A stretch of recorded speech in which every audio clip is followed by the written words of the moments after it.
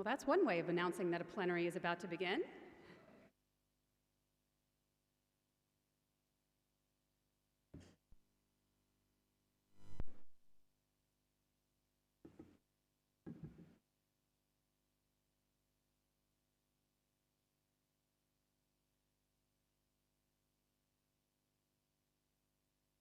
Good to go?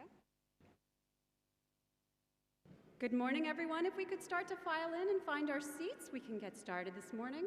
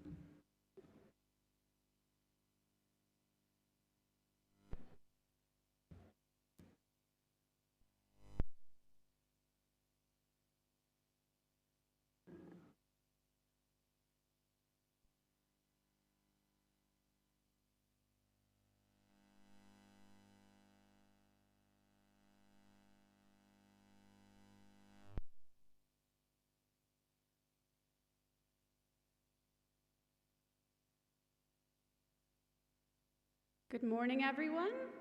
Welcome to day 2 of the GEO Week plenary. For those of you who have not yet been fortunate enough to be introduced to me, my name is Erica Alex. I am the new Chief of Staff for the GEO Secretariat. Typically at this point in the program, I would be running down the summary of outcomes and actions from yesterday's session. But instead this morning, we're going to switch things up a little bit. I'll be doing that summary at the end of session 8. Instead, I am so pleased to welcome and introduce the Gloryland Dance Ensemble, a traditional Ghanaian dance troupe, and invite them to perform for us. Thank you so much.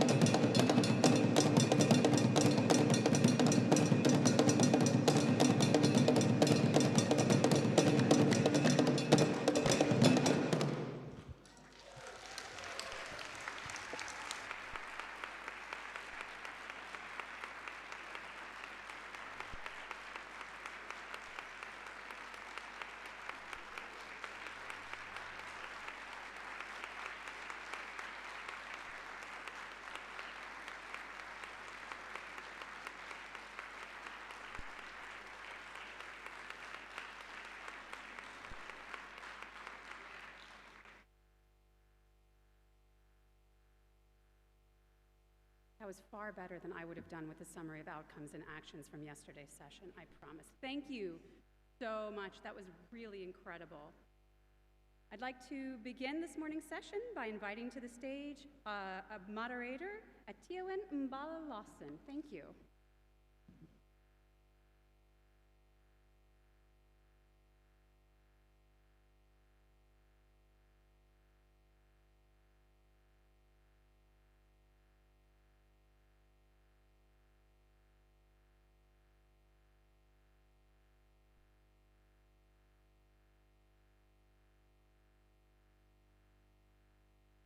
Good morning, everybody. Well, I didn't dance, but I think I can also get a round of applause for coming up onto the stage. That was definitely a wake-up call. I don't think coffee will have that effect on anybody, so maybe we should be dancing in the morning more often. Let's talk about today. Rainfall patterns are increasingly becoming erratic in Ghana. Temperatures are rising, and so is the sea level. In a country where the agriculture contributes a significant part of GDP, climate change continues to have serious implications for the agricultural sector and the country at large. In October 2021, close to 4,000 people along Ghana's coast in the Volta region were displaced after tidal waves swept through more than 500 houses. An official was reported to have said that the disaster was linked to climate change. We have never experienced this magnitude of tidal waves in many years, he said. The call by the UN Secretary General to ensure every person on Earth is protected by early warning systems within 5 years recognizes the importance of early warning and early action for the climate change, or rather the climate adaptation agenda. This is also reflected in the approach adopted by the Global Climate Fund in relation to prioritizing the financing of the value chain of climate information services, multi-hazard early warning systems, and early action capacity. Good morning to you all at the Accra International Conference Center, and greetings from Accra for all joining us virtually. Welcome to the 2022 GEO Week Plenary Session 5, which focuses on future-proofing national adaptation plans. My name, once again, is Atiawen Mbila Lawson, and I am the moderator for this session. Now, this session will focus on a number of aspects. First, experts and government representatives will discuss and identify opportunities to unlock finance for developing countries to integrate Earth observations into their NAPs.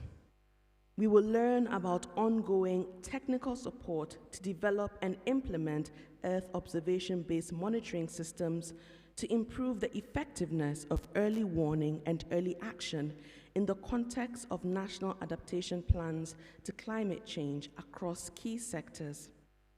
Also, I don't know how many of us have heard about GeoGlam.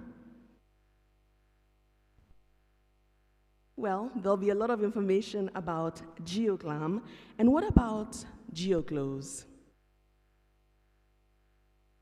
Well, those are definitely very fancy names, but GeoGlam will launch the new GEO supplement to the UNFCCC NAP technical guidelines, which will be followed by guidelines by GeoGlows and other GEO initiatives.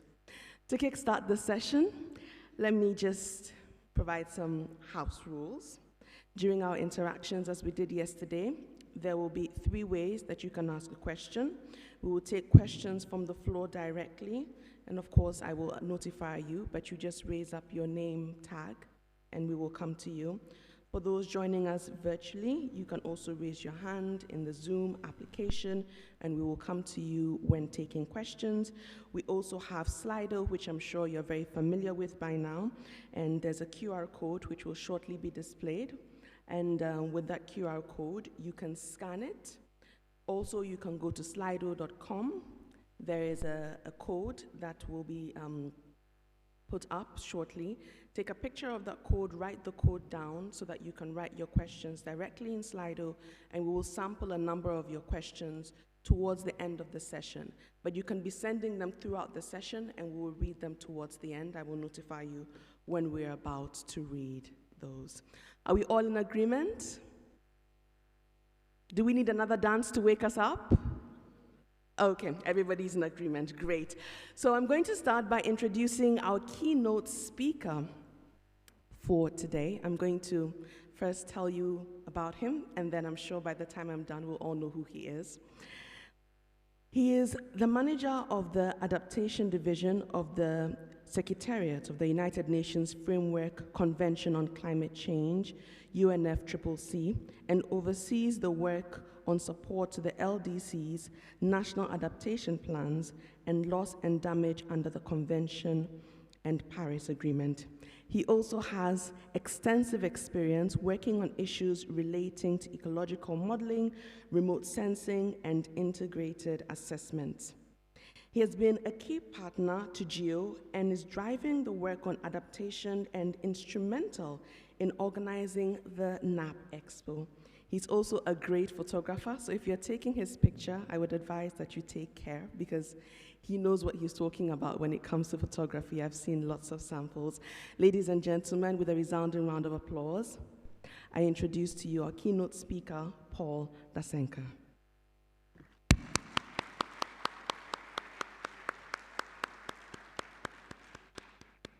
I think we can keep it on until as he...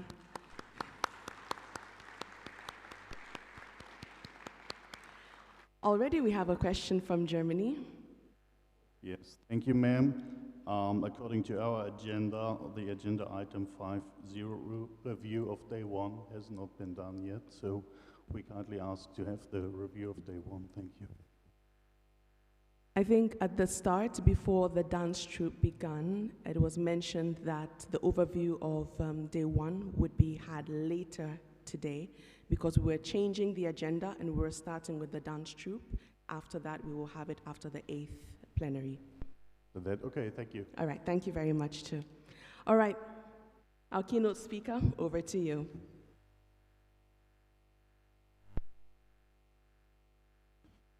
Thank you very much for that introduction, and thank you for the organizers for inviting us to be here. It's a real pleasure to be in this community. I started off my career in the US at UVA and Penn State, working on studying land cover, land use changes in Southern Africa, funded by NASA. And this was 25, 30 years ago, and at that time, we're looking at the same issues of how do we get this data that's quite valuable and useful into the hands of users in the developing world, freely, easily, and so forth. This was before the advent of fast internet and cloud systems and so forth. So we used to carry around hard drives and 8mm tapes of Landsat data, et cetera, into various countries. But I wanted to kind of start off with this personal reflection, basically to, I think, acknowledge that the Earth observation community has been active for quite a long time, and it's full of people and champions that have produced very innovative solutions, very valuable services to all our countries. And I wanted to mention a few names. One is Chris Justice at University of Maryland now, but a part of the NASA team. He was perhaps one of the key champions in advancing use of Earth observations across the world in those days, and he's still quite active. He's actually one of the co-chairs of GeoGlam now. And there are other colleagues like Bob Scores, Peter Frost, Hassan Virji, and so forth. This is the time of the IGBP and LUC and all those global programs at the beginning of the global environmental change agenda. So I was lucky to be part of that community, and I have, over time, sort of kept touch with that community. I'm very glad to be part of this GEO community now as you advance your agendas and plans for the future. So I look forward to the next 10 years as to how you're going to impress us and help us solve our problems. I wanted to highlight, at that time in the mid-90s, we actually produced a CD-ROM with geospatial data, so all the maps of river systems and so forth. Put that on a CD with a GIS system on it, so you could actually run a GIS software on a CD-ROM. This was done by a center in Catalonia in Spain. So this was the early days of trying to promote Earth observation data. I don't know where this should point, but next slide, please.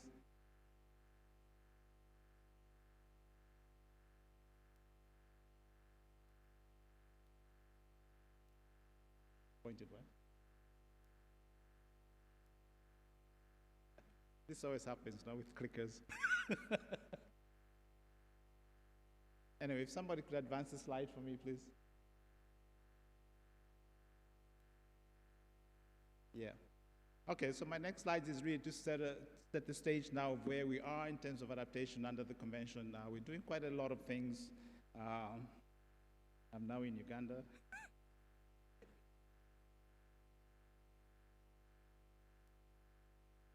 All right, there we are.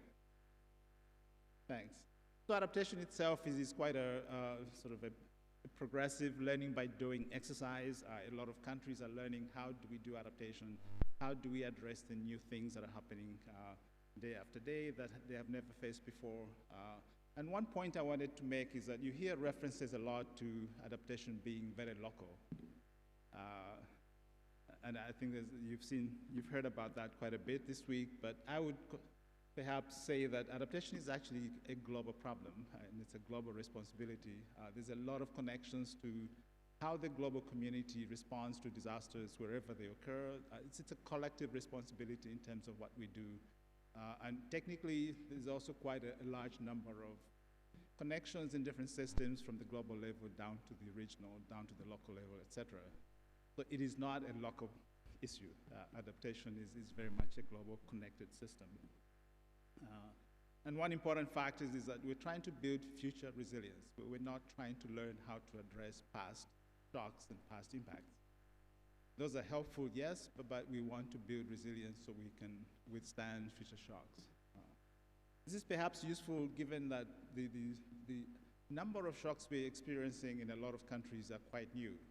So you're getting cyclones in places where they've never had cyclones before. You're getting flooding in the desert. You're getting all kinds of impacts that a community has never faced before. So they do need to build resilience to these new and innovative impacts. I already have 5 minutes. So adaptation under the convention started in the early 2000s. So we built up from sort of learning and addressing the needs of the most vulnerable, the LDCs. So we set up in 2001 a whole series of programs, a fund managed by the Global Environment Facility called the LDC Fund.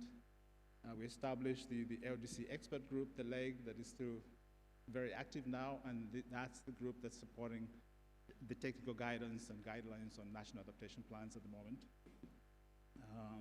Fast forward to 2010, that's when the national adaptation plans as a process to help all developing countries develop plans was established. That's 10 years ago. Funding was mandated through the Green Climate Fund, so each country gets $3 million to prepare their plans, and then they're able to implement their priorities through that as well. And then came the Paris Agreement in 2015. And one thing I wanted to note is that in 2010, we established objectives of this NAP process, which was essentially what you would expect: reduce vulnerability, build adaptive capacity, and so forth, as well as facilitate the integration of climate change consideration into different planning processes.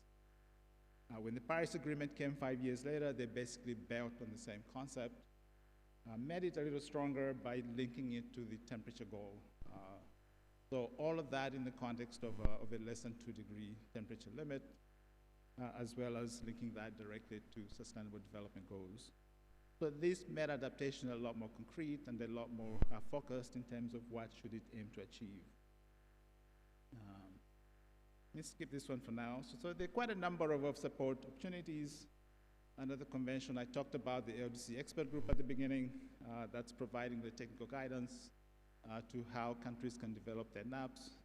as well as implement them, and I think that's one of the opportunities for this community to help bring depth to some of the topical issues within adaptation. And we'll hear about the supplement that has been prepared. It joins a family of more than 30 supplements that have been prepared over the last 10 years or so. So we look forward very much to how to use that.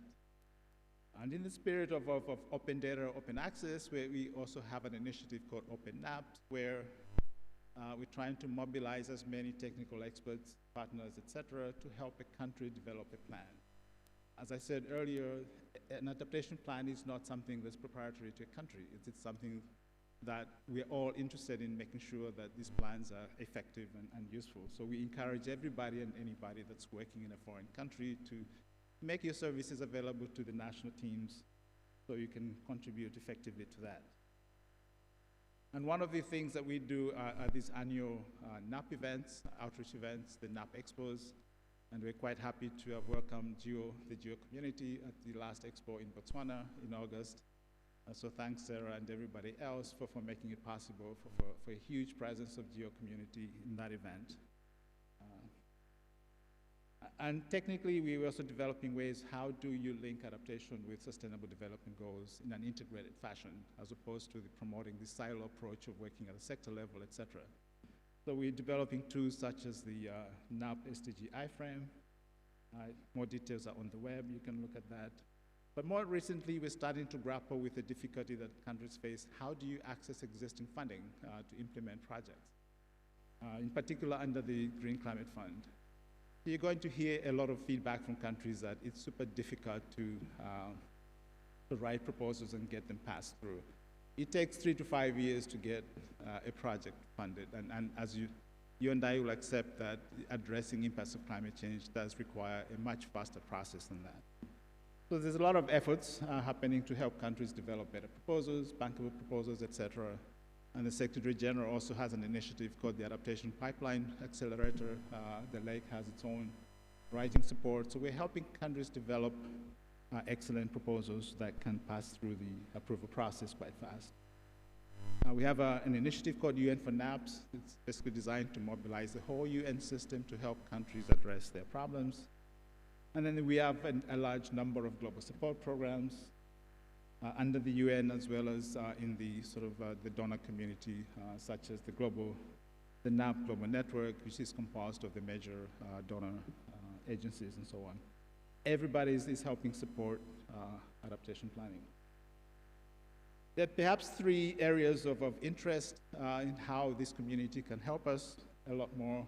One of the things, as I said, is these guidelines for implementation and formulation of NAPs. The second one is on the global goal on adaptation. There is actually a work program that started last year designed to unpack what the global goal of adaptation means, how to measure it, how to set targets, and so forth. So we're having a number of workshops. One was held 2 weeks ago. There's one happening now in Egypt. That's a place where I think this community can help in identifying priorities for adaptation, M&D systems, and so forth. Third is adaptation is well connected with what happens when impacts happen, and I don't want to say adaptation fails, but when impacts happen and there are adverse impacts felt, that's the area of loss and damage. And under the convention, we've set up the Santiago Network in 2020, basically designed to mobilize technical assistance to help countries come up with solutions to loss and damage. So that's the Santiago Network that you can also participate in. I wanted to, in my last 2 minutes, perhaps focus a little bit on some of the issues that countries need to address at the country level when doing their NAPs. And I have an example here on agriculture and food security. There's quite a rich set of nested questions that a country would ask and try to address in order to address this problem. So this is perhaps an area where you can enter and see how can you best help countries come up with good solutions. One is to manage national food security.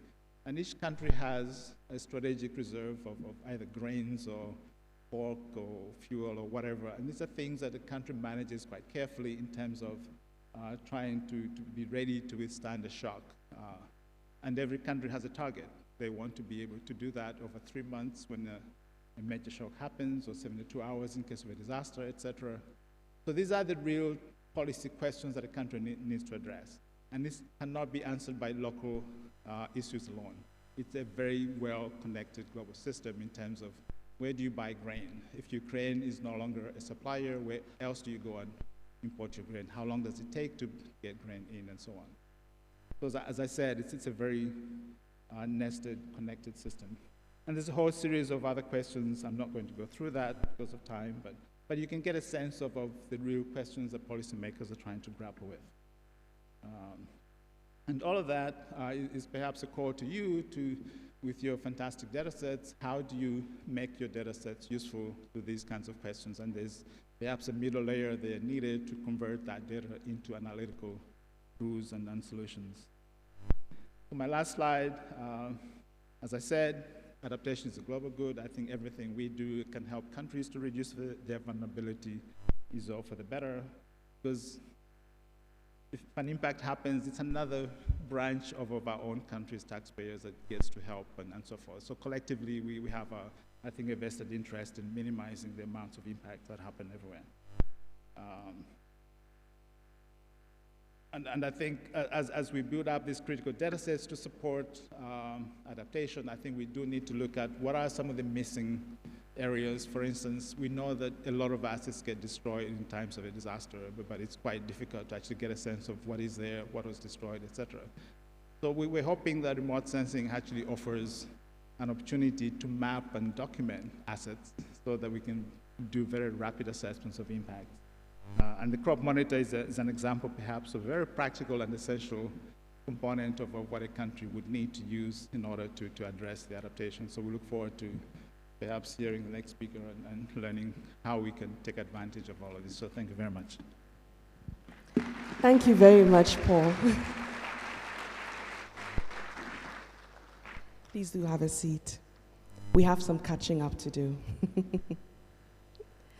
So thank you for that presentation, and I would want to, on behalf of the GEO team, congratulate you for the NAP Expo. It was very successful, and we do know that you were the architect, essentially, to put all of this together. It provided an opportunity for the community to engage in events, and this helps countries become aware of the ongoing support and capabilities within GEO. From where you sit, what else would be helpful? I mean, what could GEO members do to help raise the profile of GEO and the UNFCCC negotiations in relation to the NAPs? Thank you for that question. It's actually quite difficult to answer that, but there are multiple ways, perhaps. The convention and the core process is not just one body. There are multiple bodies under that. There's a body called SAPSTER that looks at science and technical assistance. There's a body called SPI that looks at subsidiary body on implementation issues, and there's a whole series of other entry points. I think the GEO community needs to find a way to integrate into a number of these, not just one of them. I think the science interface is quite well represented by the GEO community, but we do need to get into the implementation aspects of the convention and look at how can we support more effective implementation of the process. And perhaps the global goal on adaptation is another entry point where we've heard a lot of references to the Secretary General's goal to provide early warning systems to everybody by 2025 and so forth.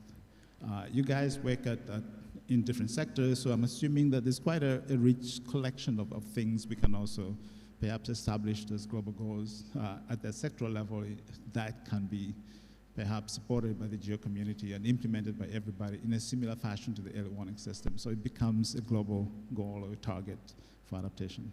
Thanks. Thank you very much, Paul. There's lots more to ask, but it's now time for me to introduce our second speaker for this morning, and she coordinates the work around capacity strengthening, the use of Earth observation for agriculture and food security in the GEOGLAM Secretariat. She has been supporting the work of the new GEO supplementary guidelines on national adaptation plans, which are being launched today. Very, very exciting. Ladies and gentlemen, with a round of applause, let's all welcome Esther Makabe.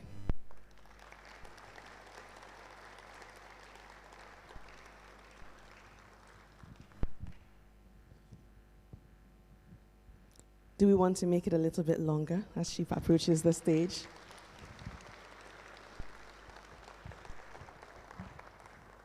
You're welcome.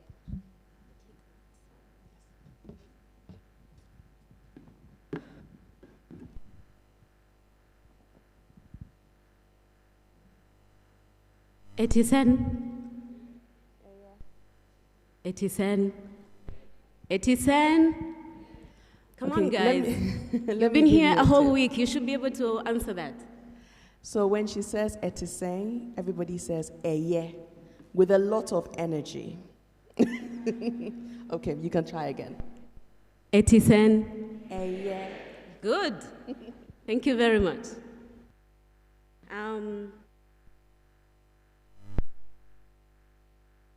All right. So our moderator already introduced GEOGLAM is the Global Agriculture Monitoring Initiative of the Group on Earth Observations. And the group was mandated back in 2011 to respond to a gap in evidence-based information for agricultural markets. And the agriculture community was quickly able to put it together, and they started responding to these requests by producing crop monitor for agricultural markets aimed to increase market transparency among the major crop-producing regions of the world. So the map you see on the graph on the right is a crop monitor for agricultural markets, and the one you see on the left is the crop monitor for early warning system. This also came using the best practices and experiences that were gained from the earlier crop monitor, and it's focusing on food insecure regions of the world or regions that are prone to experience food insecurity concerns.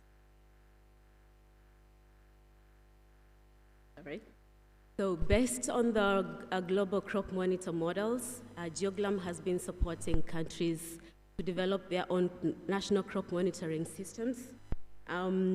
We have supported 8 countries so far, and we are looking to scale up this support through the National Adaptation Plan process and through other channels. We have seen through experience that when countries produce their own information and products, these products are much more readily applicable or usable by the policymakers in the countries, rather than when the information and the products are produced externally to the countries. So one of the success stories that we like to tell is from Uganda.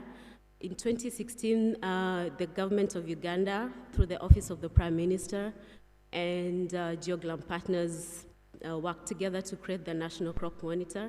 And by 2017, this system was able to already warn the government of a looming crop failure in the northern part of Uganda.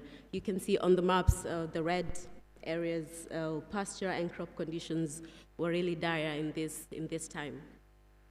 So through this, the early warning, they were able to receive this 3 months in advance, and this gave them ample time to respond, to trigger disaster risk financing, to help farmers in the northern part of Uganda respond to cope better to this crop failure. And in the process, the government was able to save up to $2 million within this same year, and $11 million between the period 2017 to 2020. Another example we like to use is the Togo. During the COVID pandemic, farmers were affected by COVID disruptions and restrictions, but the government wanted to provide relief for these farmers. But the problem was they did not know in detail where agriculture activities were being performed, carried out in the country. But when they requested us requested GeoGlam to support them. They were quickly able to work together and produce high-resolution maps using Earth observation and artificial intelligence to give the government this information, and they were able to locate where the farmers are, and the government was able to target these measures much more precisely and efficiently.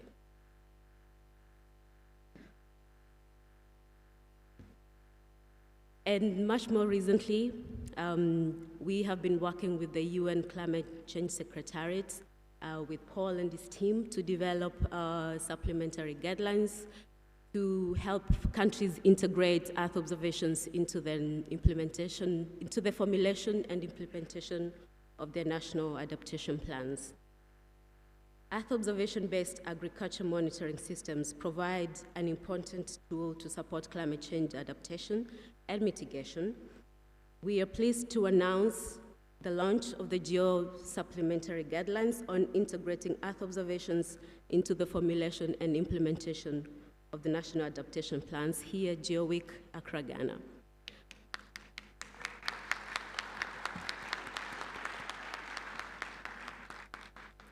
Thank you very much. I was hoping the drummers were still here, but you did a better job. We will make the same announcement in COP next week in Egypt. You can see the quotes on the screen is from the chair of the Least Developed Countries Expert Group within the UNFCCC, how much effort and importance there according to this work. This document is intended to help countries understand the value of Earth observations in their adaptation plans, and I will go through the quick steps that we highlighted in the document. The first step is to set up an institutional framework. This includes identifying a lead agency within the already established national agencies or institutions that can be a home to the crop monitor system. The institutional framework may vary from country to country, but the core functions that you see on the screen, these are the core functions that go into the institutional framework. And these are drawn from the examples some of the examples I highlighted earlier on that are successful implementation cases. The next step is to set up a technical framework, and this includes data resources that go into the crop monitor system, the data processing and product development and dissemination. So we have a lot of open science, open tools, cloud computing systems, and this can already provide much of the needs that the countries require to start off the process, but there is need for countries or other stakeholders to invest in enhancing the capacity of the national teams, the national analysis teams, to interpret and read the results of the systems, and as well as to support ground data collection systems.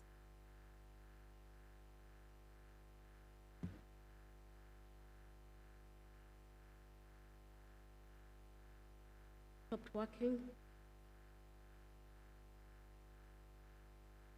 Next, please. Yeah. All right. So the next step is to access co-development, capacity co-development support. So capacity development is an integral part of any development sector, really. And GeoGlam's capacity development strategies promote the element of collaboration and co-creation of projects, of products, information, among all the stakeholders that are involved. This is from the design phase to the implementation, all through to monitoring and evaluation. To ready the community to take up and scale up these capacity development activities, we have developed a companion document to the supplementary guidelines on capacity development, also drawn from the success stories of the community using case studies. And finally, financial support for the whole process. This is the most important part of this process, and countries can access national or international sources of finance, including the Green Climate Fund, Adaptation Fund. I can't mention all of them. And the good thing about integrating these crop monitors into the national adaptation process is that they can readily get a lot of funding that are earmarked for climate change and adaptation. On the other hand, although of a little less magnitude, GEO-GLAM partners do not have the sufficient funding to scale up activities and to meet the anticipated demand from this capacity development process. We saw a lot of interested countries. When we present our success stories, we have a lot of interested countries that want to get the similar support. We are, however, ready to work with the countries that need our support and other national or international agencies that are willing to come on board and collaborate. We are also ready to and open to talk to any one of you in the room or listening to us online if you want to provide some advice or material assistance. As we look to the future, the GEO-GLAM the GEO-GLAM community, is positioning itself to support countries more effectively and efficiently through first, the development of essential agriculture variables that clearly help us to clearly define our support to the adaptation and mitigation efforts. And also through enhanced data, in situ data coordination and best practices to help develop and advance this open science and open tools that we're also aiming to make available through the GeoKnowledge Hub. And as already mentioned, we have this capacity development guidance to help the community and also to help anyone of our stakeholders or the public that require the help. So to access the just launched supplementary guidelines, you can use the QR code on the screen or the hyperlink and leave your comments and circulate to your stakeholders. And if you need our support or if you want to collaborate and support us, please reach out to us on the email provided. Thank you very much. Thank you very much, Makabe. That was a great presentation, and congratulations on the launch. Please have a seat. Now, Makabe, the examples you presented, for example, you use countries like Togo and Uganda as countries that have successfully, they have models of crop monitors, but these are not integrated into the national adaptation plans yet. The new guidelines should really help this, right? And explain to us why integration is so important at this point. So to your first question, no, the crop monitors are not integrated into the national adaptation plans yet, and there are many reasons for this. First, some countries have not done their national adaptation plans yet, or they haven't started the process, or others started the process and finished before we introduced this model. Yeah. But I think it's important to integrate these models into the national adaptation planning process in the agriculture sector, and as well as other sectors that might benefit, such as early warning or cross-cutting sectors within the national adaptation plans, because this provides an avenue to request for funding or to get funding much more readily. And beyond that, when you combine these models with co-development, you get a much more efficient process and much more increased impact, I'd say. Thank you very much. That's very clear.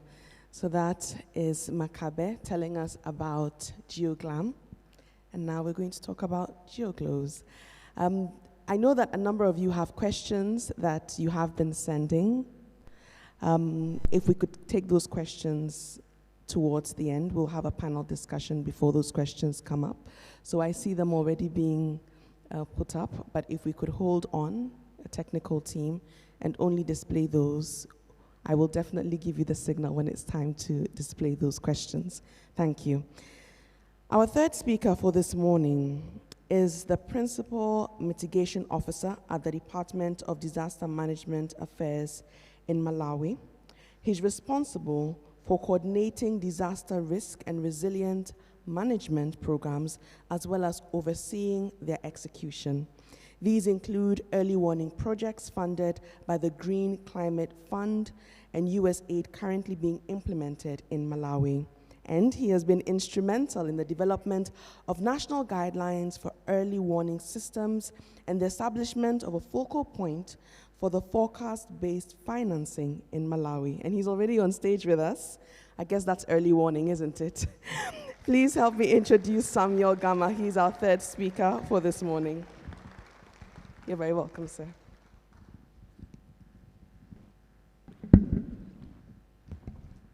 All right, thanks so much. This is indeed Samuel Gama from the Republic of Malawi.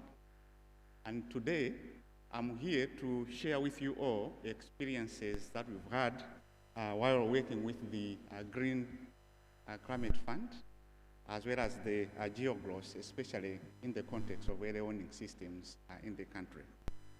So in terms of background, especially in the Malawi context, and more especially the Department of Disaster Management Affairs is there to coordinate implementation of disaster risk management in the country, including early warning systems at all levels. So in terms of how we work, we do coordinate all technical institutions that are there to deliver early warnings in the country. So like any other country, Malawi is one of the countries which is also prone to various disasters, and the floods is one of the critical disasters that we have been experiencing with time as well as with space. So just also to give an analogy in terms of how we started with the accessing resources from the Green Climate Fund, we had submitted a proposal to the GCF, that was in 2014, and in 2016 we were able to access resources, but the actual implementation of the GCF project commenced in 2017. Of course, in 2014 it was also a year where the NAP process had commenced, as I think it was indicated by Mr. Paul Disanka from UNFCCC. So Malawi's vulnerability aspects, because for the last 4 years, the country has been experiencing, on average, 2 cyclones, and these have been devastating, especially in the context of how economic resources, as well as losses of life, have been indeed appreciated with time and space as a result of these cyclones. And being a country which depends more or largely on agriculture, you might be pleased to learn that Malawi's population, 85% of the population relies on agriculture for economic purposes or sources of livelihoods, meaning to say that all impacts of climate change, especially floods and drought, once they affect us as well as the agriculture sector, it implies that majority of the Malawians are always food insecure in one way or the other. And from 2014, now in 2017, there was a conference which was held with support from the USAID surveyor.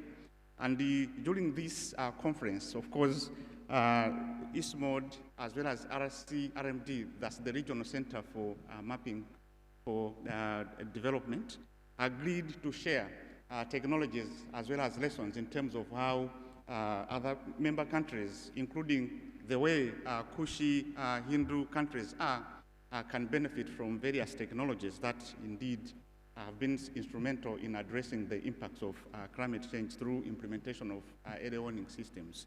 So it was through this workshop or forum, which was held in 2017, where now Malawi was at least appreciated for the implementation of early warning systems. And in this case, the RC-RMD was engaged by the Malawi government through UNDP to implement a low-cost project under the GCF. This is to do with the implementation of community-based early warning systems in the country. So these community-based early warning systems, of course, it has been able to accommodate the GEO-growth, which is now the point of emphasis that I would like to attract your attention in terms of how we are making progress with reducing the effects of disasters in the country. So with regards to the GEO-growth and how it has integrated itself into the MCRAMS project, is that the GEO-growth WF is able to provide us at least a 15-day forecast. And this 15-day forecast for us is very instrumental because we are able to at least provide early warning in advance to the communities, and the communities are able to make informed decisions with regards to how, yes, they can be able to spared from the impacts of any kind of disasters. So the system which we have implemented with technical support from the RC-RMW, or the Regional Center for Mapping, is that it has 5 critical components. And the first critical component is the sensor, which is now placed in the upstream of the river. And from the upstream, we now have another point now in the downstream where communities are able to get information from the upstream. And what is of importance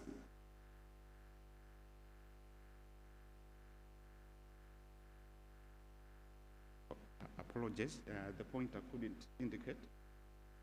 What is of importance is now the lead time that we have been able to improve from the community-based or telemetry community-based early warning systems that we have installed, as well as the integration of the GEO-growth, which is now be able to give us the 15-day forecast. And this 15-day forecast is very critical, like I've indicated, because we have been able to prepare the communities in terms of how they can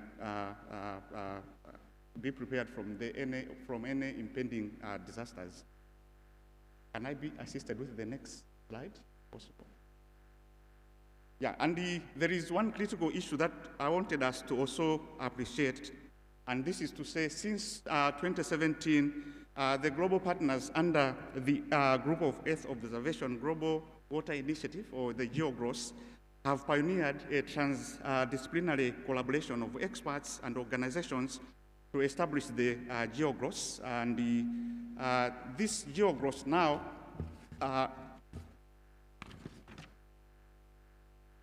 more specifically with the support from the NASA as well as the World Bank, and through the BY University, at least we've been able to appreciate how it has been integrated into the Malawi community-based early warning systems, and how these systems now are able now to assist the government of Malawi to make timely decisions. Because previously, before the community-based early warning systems, and before the integration of the GEO-growth ECMW, for us, yes, we were able to make the forecast, but it could take us more time to prepare the communities, because on average, it could take us at least 3 days now to get the forecast and disseminate to the general public. And previously, the way we could disseminate the forecast was that it wasn't before the rainfall season, but at least 1 hour or 2 days, 1 hour or 2 hours before the rainfall season. That's when we were able to get the forecast and share to the general public. Now, with the coming in of these interventions through the community-based learning systems as well as the GEO-GLOS, we have been able to get 15-day forecasts well in advance before the rainfall season has been indeed started or commenced on the ground. And just to highlight the GEO-GLOS ECMW stream flow forecast, the integrated community-based area warning systems, like I've indicated, was indeed set up and deployed at the end of 2021 rainfall season. And we had tested this system during the 2022 rainfall season, and with the GEO-GLOS, at least we were able to appreciate a remarkable performance. Like I've indicated, that we are able to get indeed a forecast, and which was shared to the general population, especially in areas where the rains had caused havoc. And the more fruits from the GEO-GLOS were able to appreciate it as of 23rd of January this year, that what was able to be projected from the GEO-GLOS and what was indeed appreciated on the ground was indeed a reality, and is something that we had indeed confirmed by at least appreciating a number of people that we are indeed evacuated, as well as spared from any impending disasters that the Malawi country was experiencing by then.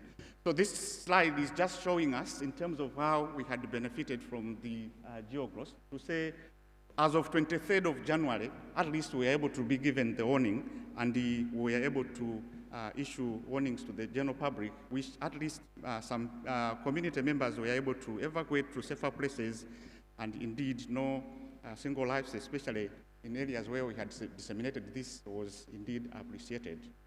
So I just wanted to bring to your attention, especially on this slide, in terms of how beneficial the GEO-GLOS has been. I wanted to bring to your attention especially the red numbers that have been indicated there. In 2018-2019, we had experienced two cyclones, and the major cyclone was the cyclone Idai. And in terms of the economic losses, we had especially the damage or the disaster effects. We had made a record of 220 million United States dollars. That's the damage and effects, which are losses and damages. And in terms of number that were affected by then, was 975,000, of which in areas where we had we have now implemented the community-based area warning systems, as well as piloted this GEO-GLOS, number of people were 277,000. Having implemented the GEO-GLOS, and this is now this year, the lens that we have experienced, we had experienced this year, we have seen a reduction of even the amount of resources that we have been able to utilize to respond to the disasters, and even on the number of people that have been affected as a result of these disasters. So at least for us, we can see a reduction of the number of people, and this is now a manifestation that the investments that we are making through the community-based area warning systems, coupled with the GEO-GLOS, and coupled with the dissemination of the warning systems, which is being able to be provided 15 days in advance, is making a headway, and is indeed a commendable job that we are able to appreciate by the end of the day. So moving forward, in terms of what we would like to appreciate, yes, as a country, we are upscaling implementation of community-based area warning systems, and as we are talking, we have been able to receive funding from the World Bank to upscale to additional rivers that have indeed, additional rivers in additional districts that are always equally affected by the disasters.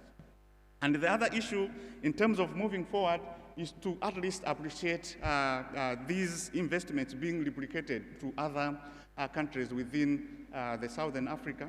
And we wanted indeed through the GEO-GLOS, the surveyor program, as well as all partners under the GEO-GLOS, NASA, USAID, just to mention a few, to take this as indeed something that indeed is critical in as far as saving lives is concerned, especially in our context. And we would like also to at least see an appreciation from the GEO-GLOS coming up with guidelines in terms of how the implementation of such interventions, the GEO-growth as well as community-based area warning systems can be indeed expanded in Africa and other countries that are equally prone to disasters, including floods. Before I leave the stage, there is one critical issue that I wanted us to appreciate from the GEO-growth as well as the community-based area warning systems. Malawi is a living example of such interventions in such a way that the numbers that I've shown, of course, for you to appreciate it might not be that feasible as of today. But for us as a country, we have been able to spare at least $40 million that we should have utilized to respond to disasters. I'm comparing now to the disaster events that we had experienced in 2018, 2019, versus the one that we had experienced in 2021, in 2022. Soon after we had now installed the community-based area warning systems and start appreciating the fruits from the GEO-growth. In other words, we are able to get 15-day forecast. And this 15-day forecast has a very meaningful impact to us because we are able to share information well in advance. Communities are able to evacuate, we are able to evacuate, and this is a plus to the Malawi government because for us as a least developing country, saving $40 million, which should have just otherwise utilized for responding to a disaster, it is a plus, and indeed is something that we are calling all partners that are here to at least take heed and invest in GEO-growth as well as the implementation of scaling up of the community-based area warning systems in Malawi, as well as other surrounding countries within Southern Africa. Thanks so much. Thank you very much, Samuel. That was a very, very insightful presentation. Thank you so much. Please do have a seat. And it's clear that early warning is definitely working in Malawi, and so congratulations to you for that. Based on your presentation, so in essence, when you get the data or the information that there may be some form of a disaster, you're able to communicate with these communities via text message 15 days ahead of the actual disaster to give them ample time to react. In communicating with these communities via text message, does that mean that most of the community members have mobile phones? Also, regarding literacy and language, how are you able to navigate that to ensure that the correct message is passed in a speedily manner and it reaches the desired communities? All right, thanks so much for that question. Indeed, we do recognize that the majority of the communities in Malawi are illiterate.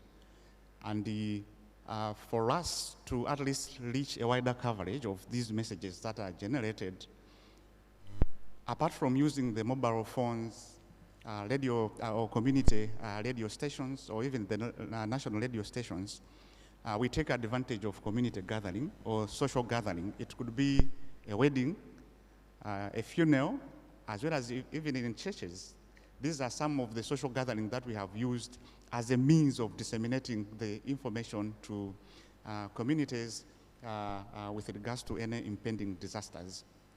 Furthermore, within the Ministry of Agriculture, in the context of Malawi government, we have structures at local levels, and these are agricultural extension workers. So we do produce tailor-made messages, and we do make use of these extension workers as means of further disseminating the messages, apart from using the social platforms which I've already described, as well as other means of disseminating the messages. Because by the end of the day, what we want is to at least have a wider coverage of disseminating such messages to all elements at risk, including the population which is at risk to any impending disaster information. Thanks, and over to you. Thank you very much. So definitely the communities are able to get this information and it's passed on. For the next part of this morning's discussion, we'll be looking at country engagement, and then we'll look at a call for action. And starting with country engagement, Paul, How should countries best utilize the expertise and the inputs from the GEO community from all GEO activities that we have heard about? And that would be this morning specific to GeoGlows and GeoGlam. Thank you for that question. I think besides these two, there's quite a rich range of GEO activities that the countries need to be more aware of, and I hope that the outreach mechanism within GEO will reach out and publicize this. I think on the countryside, then I think the next opportunity is for them to pull out good practices, best practices, and integrate those into their plans, and more especially into proposals. And in the case of the Green Climate Fund, which is the main source of adaptation funding at the moment under the Convention and Paris Agreement, I think if I was a country, I would encourage them to integrate these components into their country programming strategy with the GCF. Each country develops this 4 or 5 year engagement plan with the GCF, where they outline what proposals they're going to submit in the next 5 years. So I think that's perhaps the most important entry point in terms of integrating new ideas, innovative ideas, useful ideas into that sort of future planning of implementation of their adaptation plans. Thanks. And that brings us again to what Makaba had said about integration and why it's important at this point. Samuel, Malawi is a clear example where the NAP recognizes early warning as one of the adaptation interventions to be implemented. On paper, it looks, fantastic, but when you implemented it and as part of the process, what lessons did you learn? Thanks so much for that question. Of course, there are a number of lessons that we have learned, and the critical one has been strengthening coordination when it comes to the implementation of operationalizing the NAP, in so to say. What I wanted to indicate here is that in 2019, the government of Malawi, with support, technical support from UNFCCC, convened what we call a coherence kind of workshop in the country. The coherence workshop aimed at bringing all critical stakeholders together, come up with a common platform in which coordination can be strengthened. And through this initiative, we've been able to establish a national committee which oversees implementation of climate change and disaster risk management interventions in the country. Not only that, to further strengthen the coordination aspects, if you go back to our policies, the climate change policy, it do recognize this structure which has been formulated. When you go to the disaster risk management policy as well as the newly acted law on disaster risk management, it does recognize that. And for us to further strengthen the coordination arrangements on the ground, all critical actors on disaster risk management and climate change comes together on quarterly basis just to appreciate how are we advancing the NAP, how are we advancing implementation of climate change and disaster risk management, and how best can we take forward, indeed, all aspects related to the implementation of disaster risk management in the country. In other ways, even if some of the partners comes here to implement similar interventions, whether on climate change and disaster risk management, they will have to go through the coordination arrangements which have been set aside. Seeking, it does approvals and at least provide guidance in terms of how such interventions ought to be implemented. This is a plus to us because using that arrangement, we have been able to see, or we have been able to avoid duplication of efforts on the ground, and we have been able even to at least take a recognition in terms of how such interventions can be implemented, to the extent that even our head of state do recognize that arrangement, and he's the one who even heads in terms of how such coordinations ought to be taken forward. So there is no one who can bypass that, and it is very efficient in when it comes to indeed operationalizing all agendas related to climate change and disaster risk management in the country in the context of the national adaptation planning processes. Thank you, Samuel. Makabe, you were at the NAP Expo.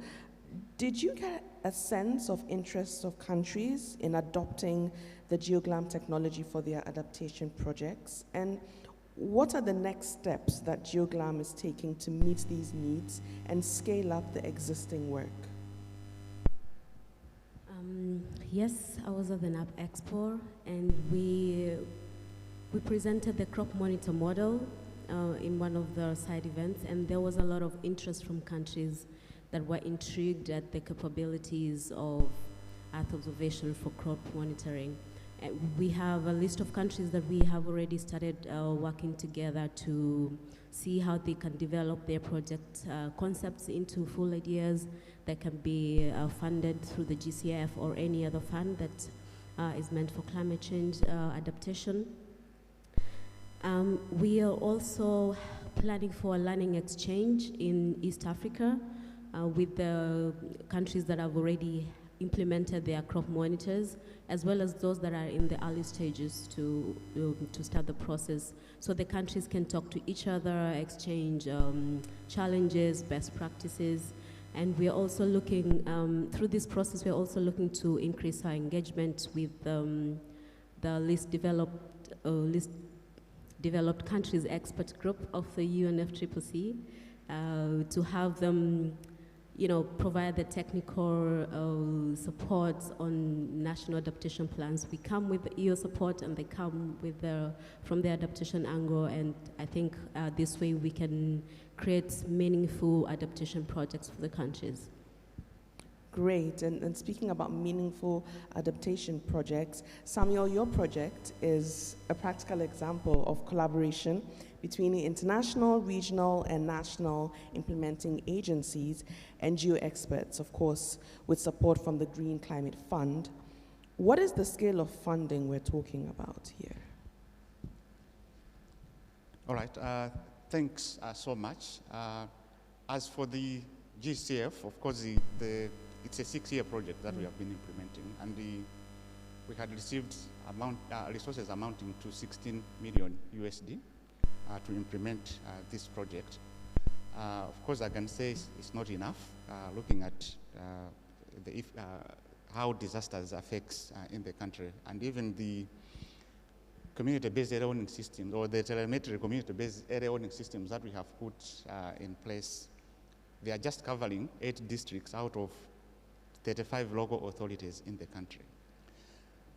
Despite the resources that are there, but at least we have been able to leverage or have the privilege from the GeoGross that where these telemetry community-based area warning systems are not covering, at least the GeoGross is able to give us information, or the in situ information, especially where such data is not available. And from the GeoGross, we are able to at least move forward in terms of providing the forecast in 15 days, like I have indicated. Now, going back to the scale of resources, like I've indicated, is 16 million USD covering 21 rivers, or covering 8 districts in 21 sites. So for us, we want at least raise our voice even to NASA, you said, to come in and provide more support for the expansion of the GeoGross covering the entire Malawi. The figures that I've shown there, maybe to some of the countries that are here, they are not making sense, but for us as Malawi, like I've indicated, being a least developing countries, it is a plus. We have saved 40 million from at least 1-point-something million that we had utilized to strengthen or to establish the community-based area warning system. And with the coming of the GeoGross, we have been able to see ourselves saving 40 million. So what if GeoGross, expand the entire country, with at least 50 million USD, this will be a plus to us, and that's what we want.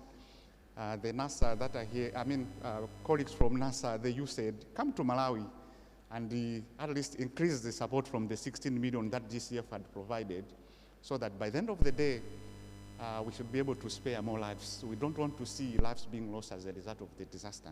Meaning to say the resources that indeed partners that are here can still bring to the country one day we are going to sing a song that Malawi has indeed experienced a disaster, but no single life has been lost. That's the direction that we want to see. With the resources, we are at least advocating to partners that are here. Thanks, and over to you. And that's an open invitation to Malawi. So when you get to the airport, you can play his voice. He said we should all come to Malawi for that. Paul, funding clearly is very important. Would the way forward possibly be seed funding? Could that be the way forward to initiate processes to implement NAPs with augmented Earth observation capabilities? Yeah, thanks for the question. Before I answer it, I know we're making a lot of references to NASA and the US capabilities, but we're very cognizant of the vast capabilities in the EU, Canada, China, etc. So all of these products, I think, offer a lot of support, a lot of capability, I think, in different regions of the world. And to develop a project like the Malawi project, it does require a number of years to ramp up to that level of support. But there is, I think, a great opportunity for these smaller seed money, glue money, and so forth, to get people started, to build the capacity that's needed in the countries to actually create the necessary ability to implement and also to understand the problems so they can frame projects better. So I think we've seen this in a number of areas where small grants and so forth are quite a useful early entry point for supporting countries to develop that needed capacity and awareness. So I hope that this will be part of the mix of solutions available. Under the convention, we struggle quite a bit in terms of what funding is available and how do countries know about it. So we're constantly trying to create databases of available support at multiple levels and multiple activities. So I hope that this community will also help publicize what is available, what is possible, so that the countries, when they do the adaptation plans, can go to the right doors and ask for assistance. Thanks. Thank you very much. We're going to take a bit of a break, just 30 seconds from the speakers, and come to the audience, because I'm sure that there are a number of questions that have come up. We also have some questions on Slido, and we have questions also coming up on Zoom. Please note that slides and recordings we made available on the GEO Week website. So if you want to have a look at the slides, learn a bit more, any areas you may have missed out on, don't worry, they will be made available on the GEO website. So I'm going to start taking questions from Slido.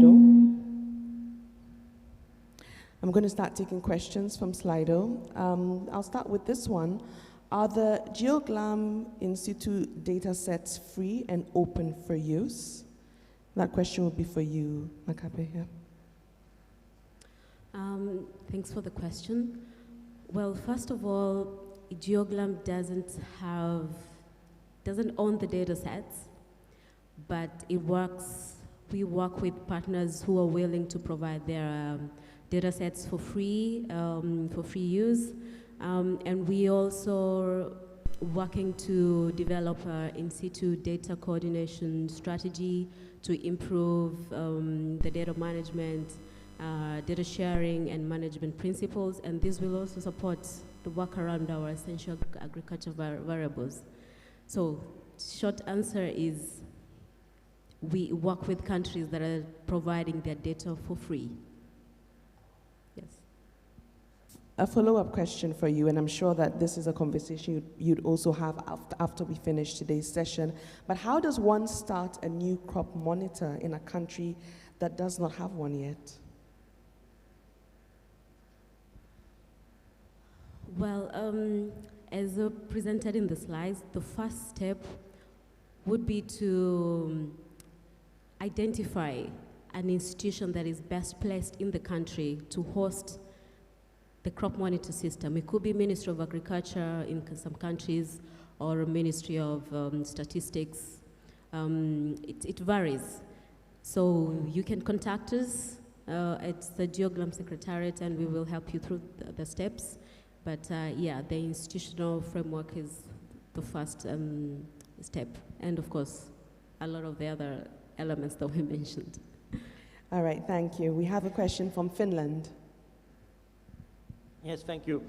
I'd actually like to follow up on the in situ question, because I think this is important in the GEO community in general, that I think why it might be really interesting to always consider that the in situ data sets that we get used, that we at least promote very much that they would freely and openly put them out, because many of the services that you have now been seeing bringing success to you are based on the fact that there's open weather forecast information, there's open satellite data information, and it would actually very quickly also improve, for example, the weather service information and the hydrological modeling, if we get then these in situ data sets that can be used for improving the systems.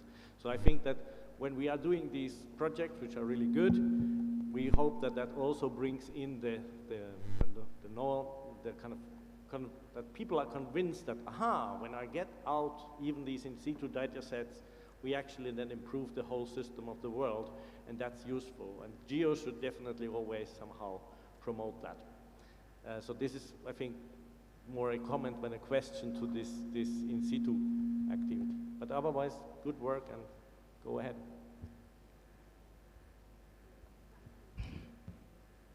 Thank you very much. Franz? Thank you for the opportunity. Thank you to the speakers. It was a very interesting session.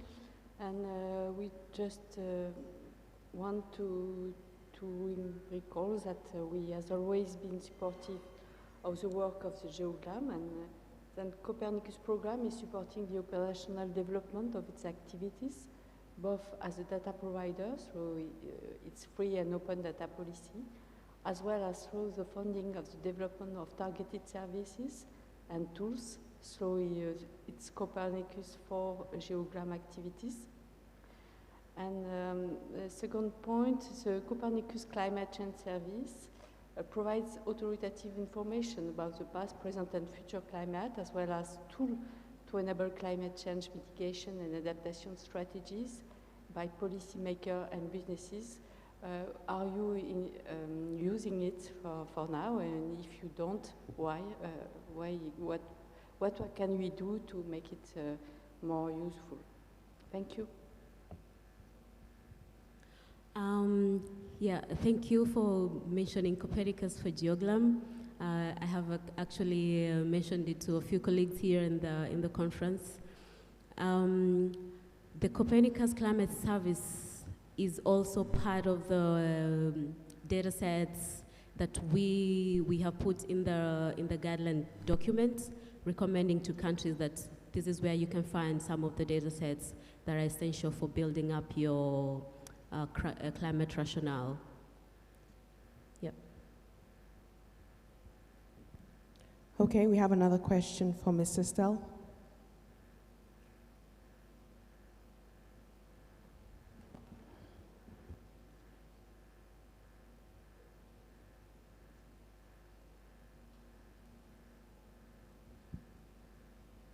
He's just having some technology issues. I'm sure he'll fix them shortly.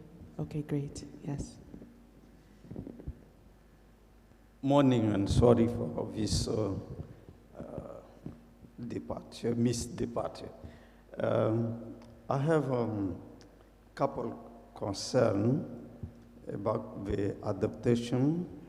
When I saw the presentation of the first speaker presenting the process, I saw observing, moving, sharing, upscaling, improving, but anywhere I have seen capacity building.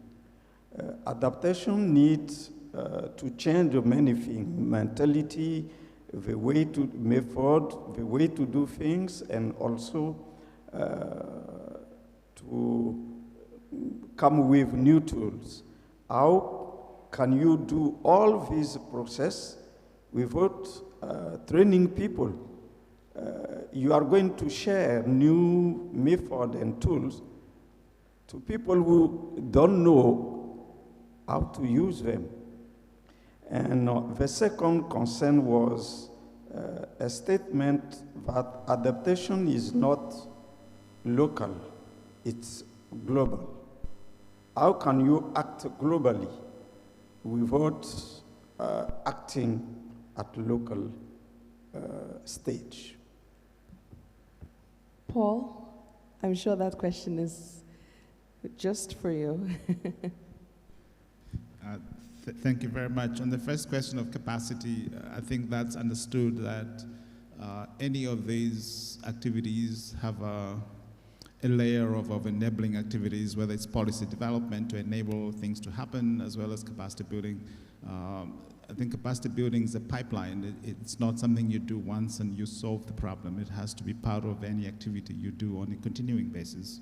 But perhaps the other solution to that is also how you form teams to solve a problem. I think there's enough diversity of expertise in most countries to deal with some of the issues we're talking about. So I think the opportunity is to form multi-stakeholder, multi-expert teams to address a problem, rather than training individual officers in a particular department to learn a new skill so that they can utilize that new opportunity. I think the idea of training government officials that know enough about the sciences, but to be Earth observation experts in order for them to use it, I think that's perhaps not a very effective way. I think we have to have countries mobilize the expertise locally, internationally, whatever, to solve a problem. The issue of global versus local, I meant to start a discussion, and I think I'm glad you picked on that, but was the idea that adaptation isn't simply local alone. I think it's a multi-scalar problem. So you have to look at it globally. I think all the efforts that are happening in this room and all the countries that are creating support systems, those are all global systems designed to help the national, local levels. It's not all local in that sense. So it's a multi-scalar problem, and I think we do need to look at what is the right entry point for a particular issue. The monitoring that we looked at, river systems and so forth, most rivers are transboundary. You're not going to solve that problem by looking locally alone, and so on. So we have to look at it at the appropriate entry level, depending on what the question is that you're looking at. Thanks. Thank you very much, Paul. Let me come to Slido briefly. Is the early warning system being developed in Malawi also being coordinated or implemented in consultation with the WMO? Connection to their stations, etc., for climate services? Samuel? All right, thanks so much for that question. Indeed, I can confirm to say yes, all these interventions are done in collaboration with the WMO, and its implementation also follows the guidelines of the WMO. So yes, I can confirm to say that is the direction that we are undertaking. And of course, just to add on the response to that, like I presented, you know, the GEO-growth that we are also leveraging on, or where we are also getting support, you know, it's being implemented with a number of institutions that are there, with support from the World Bank, the NASA, and the European Union being the ones that are indeed currently hosting under the SMWF. Despite that, we are also following the guidelines of the WMO, and we are also leveraging from the support that we are also getting from the GEO-growth, which is now an integration from, I can say, all systems across the world in terms of how are we aligning ourselves to the issues of early warning systems. And leveraging on the GEO-growth in terms of how it has expanded so far, because I understand it's now across 30 countries or 30 member states.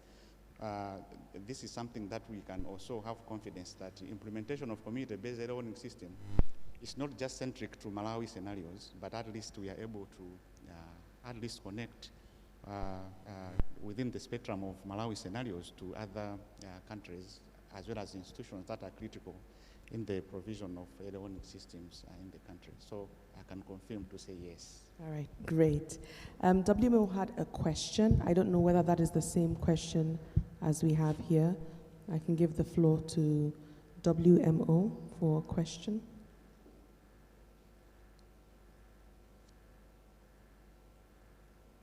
Okay. Algeria. Oh, okay. Just a moment, Algeria, with the mask, and then you can go from there.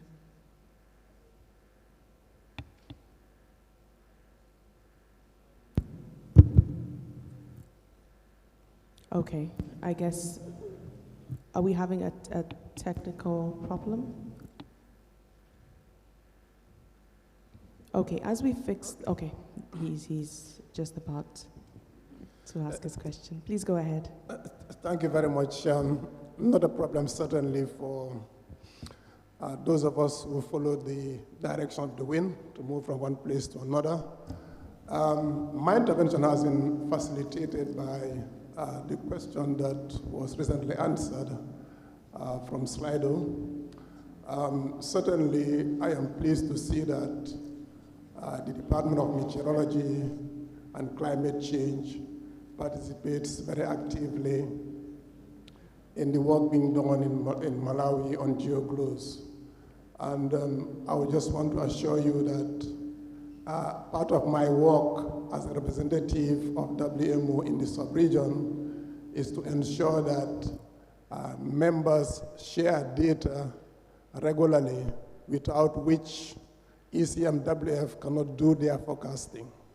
And therefore, on the slide on partners, it would be very useful to reflect WMO there in appreciation of the contribution they make to the work of GEO-GLOS.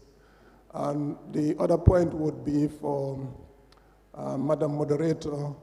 I think you started the introduction by quoting the UN Secretary General on the need for countries to have early warning systems within next 5 years.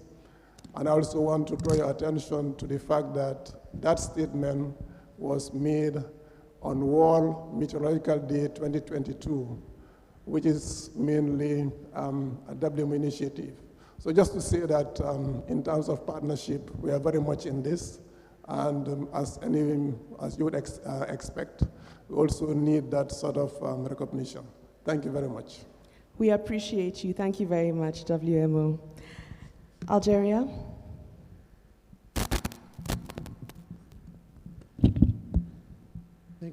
Thank you, ma'am, for the opportunity.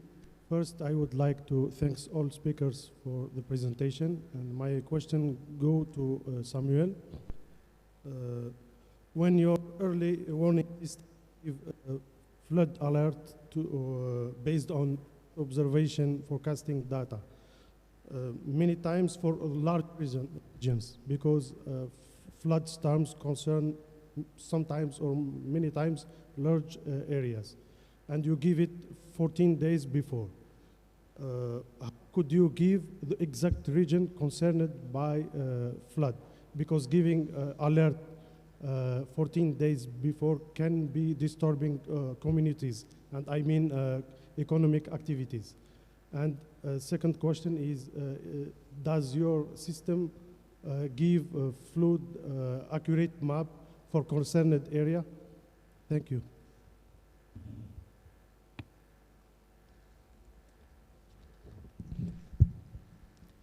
All right, thanks so much for that question.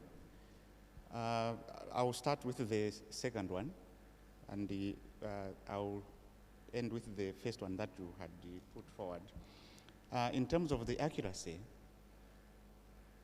like I indicated in the presentation, we have two systems that we are in use. The community-based early warning system, it just supplements the national systems which is already there. Where we have installed these gadgets under the community-based early warning systems, there are some other areas where data is not available. And with regards to how we've come to a point of at least issuing the 15-day forecast, it is because of the support from the GEO-GLOS. And I have to be honest, this is a commendable support that the Malawi government is leveraging on. The national systems that we have, of course, they are under review with support from the World Bank. They are not able to give us the I can say now focused, where at least maybe in 2 days we are going to experience this. They are not be able to give us that accuracy.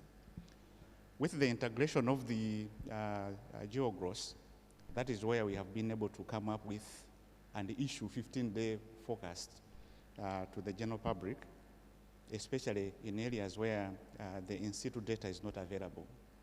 And this makes us to have levels of confidence that information that we generate and share to the general public, at least in terms of levels of accuracy, it is there. That is why for us to appreciate a reduction of the number of people that were affected, especially where this GEO-gross as well as the community-based early warning systems are operational, reducing with at least half of the people being affected, it's a key milestone. And moreover, looking at the amount of resources that we have spared from the disaster responses, these are just resources that we could use just to buy relief items and respond to the people. 40 million USD is quite a lot for a country like Malawi. And in terms of how do we assure, come to a point to say this information is accurate, from the season that we have just graduated, we have seen that accuracy in terms of how the forecast, mainly from the GEO-gross, has been able to provide to the general public. An example was given, or is there, because the prediction or the forecast that we got as of 23rd of January this year, it was 100% accurate. And when we had shared to the, disseminated to the general public, what we had disseminated, we were able to experience, and that was a form of validating what the GEO-gross, information from the GEO-gross was able to be provided to the government of Malawi, and how decisions were made now to evacuate people in such areas was a form of validating the information from the GEO-gross. So I can say it's almost 100% accurate. And the way we disseminate, we have seen impacts by reducing number of people that could have been affected otherwise from such disasters. So in a nutshell, I can respond in that context. Thank you so much. Great, thank you so much. We'll be wrapping up shortly, but we have a question from the UK.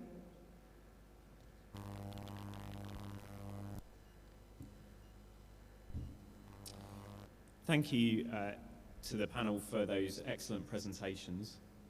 The UK has been pleased to note the progress in the area of future-proofing national adaptation plans, and that this is benefiting from the UK's financial and technical contributions through GEOGLAM. We look forward to further rollout and capacity development in the use of GEOGLAM technical guidance and guidelines. Does the panel consider the need for horizon scanning approach, including long-range predictions and modelling, as a key aspect of adaptation planning? And how can GEO do this more efficiently through drawing on its excellent collaboration opportunities through the GEO community?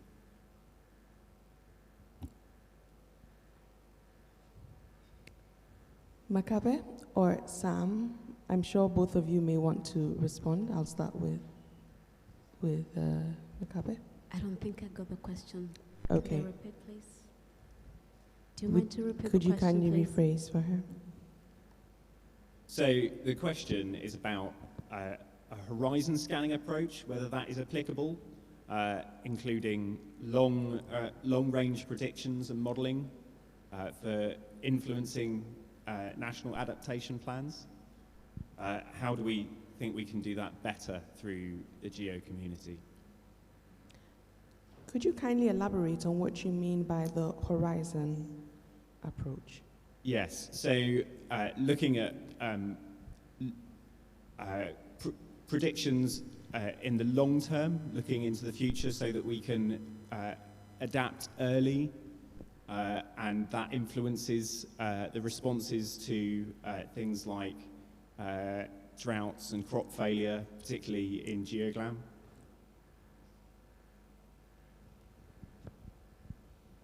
Makabe? Good question.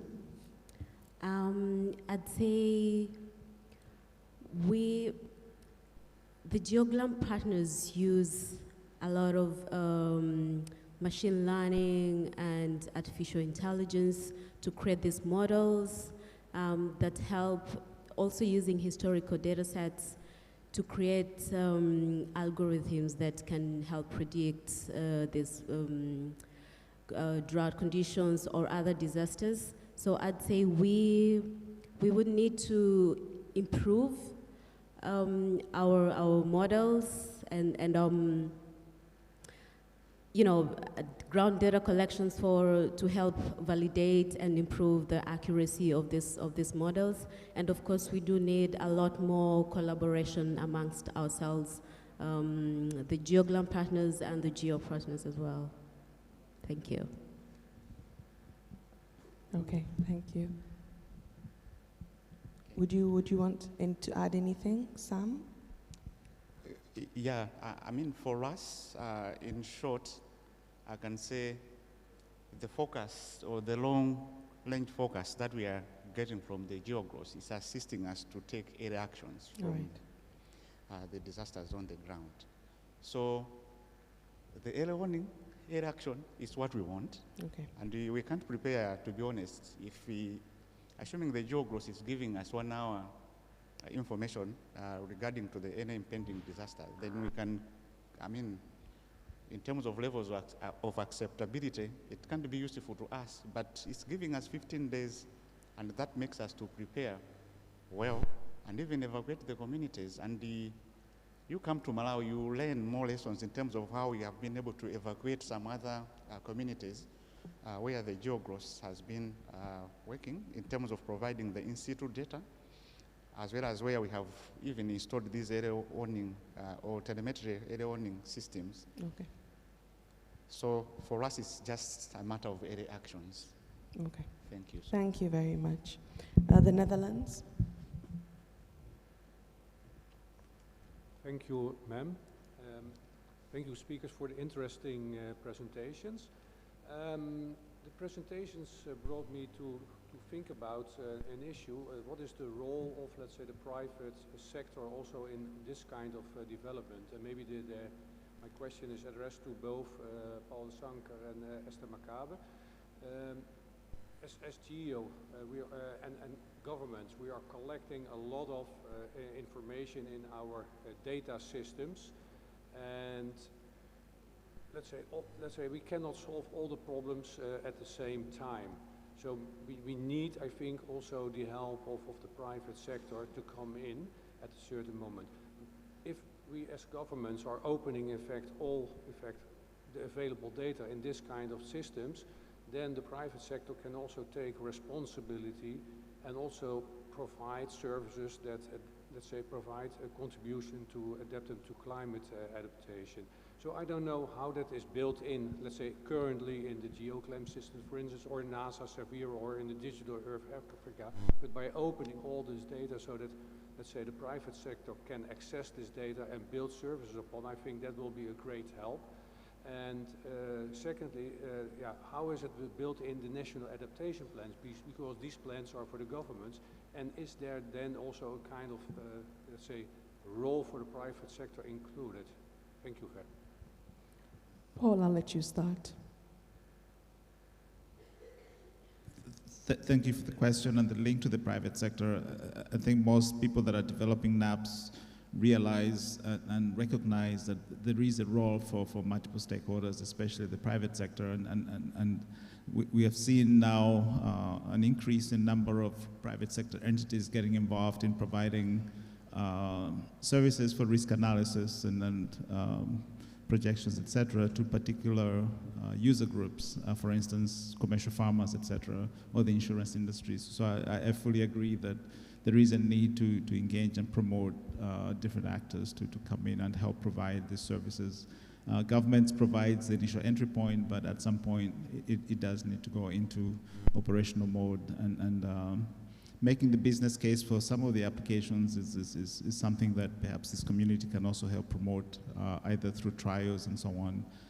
And in the area of loss and damage, there's quite a rich set of global programs now, the Global Shield, etc., that are essentially designed to help promote and cultivate this private sector engagement in helping solve these problems through insurance and so on.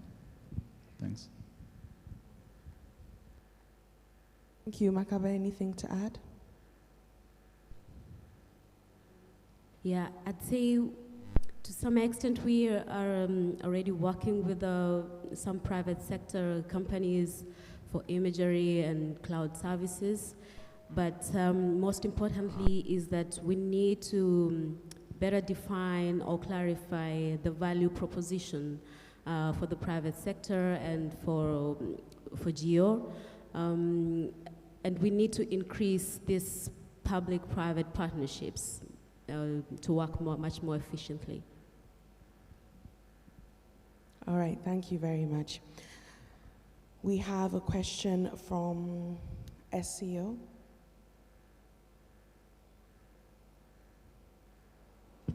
Okay, thank you. So this is more a statement than a question. Yes, I would like to mention the Space Climate Observatory because it is closely related to the topic of National Adaptation Plan.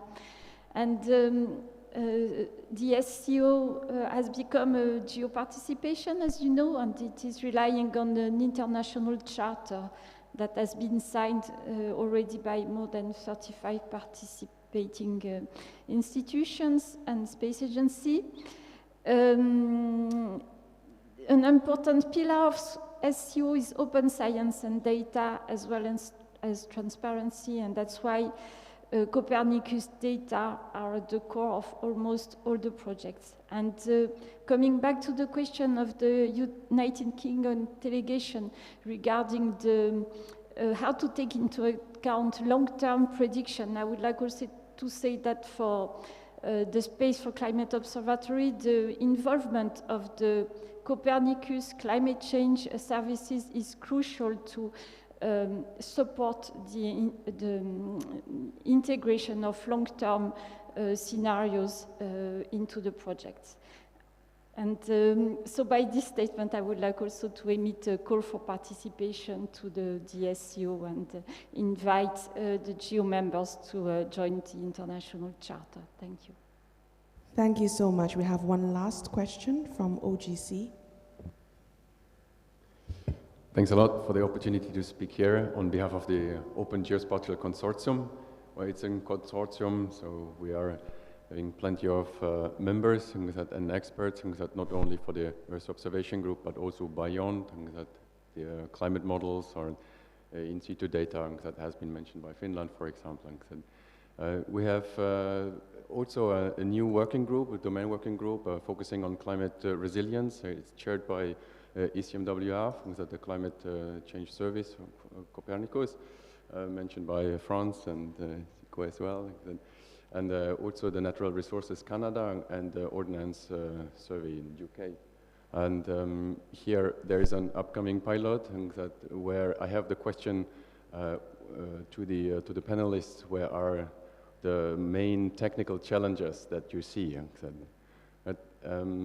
I also would like to mention another standardization working group, which is upcoming and chaired by my colleague here, Liping Di, on analysis-ready data. So and here you are also welcome to join and formulate the needs. But the question again, what do you see as the main technical challenge that OGC, the consortium, needs to address in terms of interoperability? Great, and as each of you will address that challenge, we'll be wrapping up. So in addressing the challenge, also do tell us what your future expectations are and what you expect after today's sitting. I'll start with you, Paul. Thank you very much. I think from our side is perhaps that we need more. We've heard about GeoGlows and GeoGlam now, but we know that there's quite a rich set of different activities under Geo and so forth. And I think the more we learn about the capabilities and how they can assist countries address specific problems, I think the better, and then we'll be able to help our parties and countries to better utilize the capacity that exists at the moment. In terms of challenges, I think that one of the difficulties is the digital divide. I know everything is internet-based nowadays. We're still not there yet in terms of the least developed countries, the Pacific Islanders, etc., in taking advantage of these capacities to fully integrate into a digital world. And lastly, there's quite a huge amount of data now compared to 20 years ago, and I think assistance into distilling that into usable information, into useful information is quite needed. We're all used to NDVIs and Lancer data, etc., so we instinctively go back to those instruments, but I know now that there's quite a wide array of new capabilities. So do help us take advantage of the new capabilities that do exist. Thank you. Makabe? I think one of the biggest challenges, speaking about data, is interoperability. You get, there are different data collectors, or I say different data custodians use different data handling procedures and techniques, and so it's hard to harmonize this data, and when we put this data into data and analysis platforms, it's also not highly, you cannot easily integrate different data sets into one system if they were not, if they're not collected and handled in the same way. I think this is one of the biggest challenges that we have. And so going forward and tying it to this challenge, it's an opportunity for the data community to work together and create better data handling standards and measures going forward, so that we can increase collaboration and data efficiency. Okay, thank you very much. Finally, Sam. All right, thanks so much. I think much has already been said by my two colleagues. Just to add on, especially on the aspects of the challenges. Majority, I mean, main issue here is the capacity just to accommodate the new technologies or technical know-how that is going to assist us to continuously, indeed, sharing the message, information, early warning information to the communities, that by the end of the day we are going to save more lives.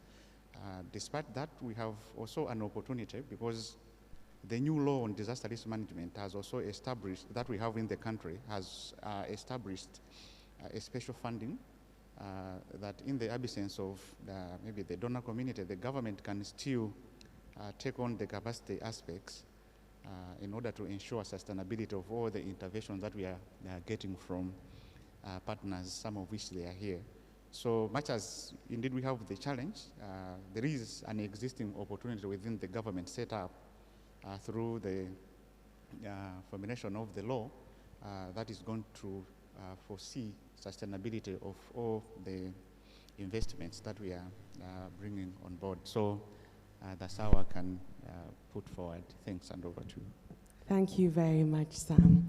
And in wrapping up this morning's conversation, I believe that we have consensus that GEO should continue engaging on providing technical support to address for implementation of national and regional sector-specific early warning systems, such as crop monitors based on Earth observation in the context of NAP processes. And integrating Earth observations into NAPs is important for access to technical and financial support. If we're all in agreement, after I give you the action points, then we'll have a round of applause to end the session. Our action points: partnerships for technical support, GEOGLAM to continue capacity development and support to design proposals for funding, GEOGLOS to develop supplementary technical guidance on NAPs. Finance, call for action to raise seed funding for capacity development and ramping up Earth observation-based monitoring systems for NAP implementation. Advocacy, country delegations to raise the profile of GEO within the UNFCCC in relation to NAP support and US Secretary General's call on early warning system.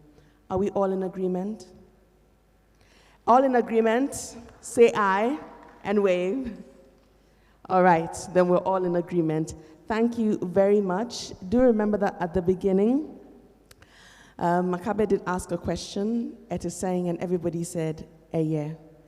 I have a question. Do you know what that means? No. So it could have meant anything. Well, in essence, Etiseng means, how are you? In the local dialect of Chi, and Eye means, I'm very well, thank you. So let's try it again now that we know what it means. Etiseng. Great, thank you very much. We will be back at 11:15 for the next session, which is on collective action on oceans, climate, and biodiversity. Thank you very much for your time, and we'll see you at 11:15. Thank you. For the panelists, we'll have a photo session just at the front here. And for the rest, I think there's coffee outside. And so, thank you. See you at 11:15.